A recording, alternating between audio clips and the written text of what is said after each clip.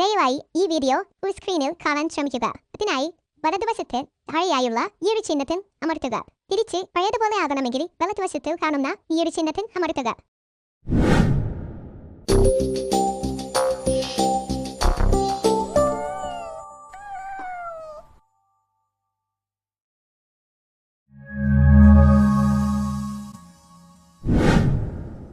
Hello friends, ഞാൻ നിങ്ങളുടെ ഇയ.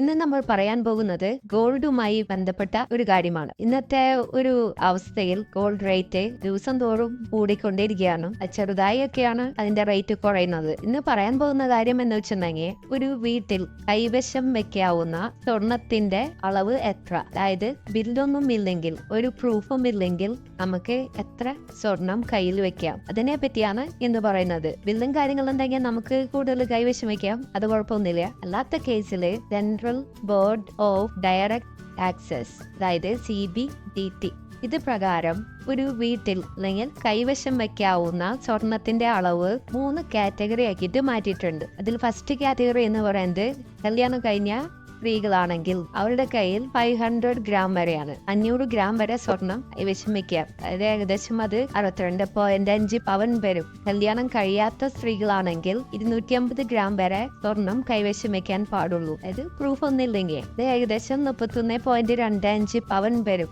പുരുഷന്മാരുടെ കേസാണെങ്കിൽ 100 ഗ്രാം വരെയാണ് അവർക്ക് കൈവശം വെക്കാവുന്ന സ്വർണത്തിന്റെ അളവ്. അത് ഏകദേശം 12.5 പവൻ വരും. ഇത്രയൊക്കെയാണ് കൈവശം വെക്കാവുന്ന സ്വർണത്തിന്റെ അളവ്. ബില്ലുകളൊക്കെ ഉണ്ടെങ്കിൽ ഇതിനേക്കാളും കൂടുതൽ കൈവശം വെക്കാം.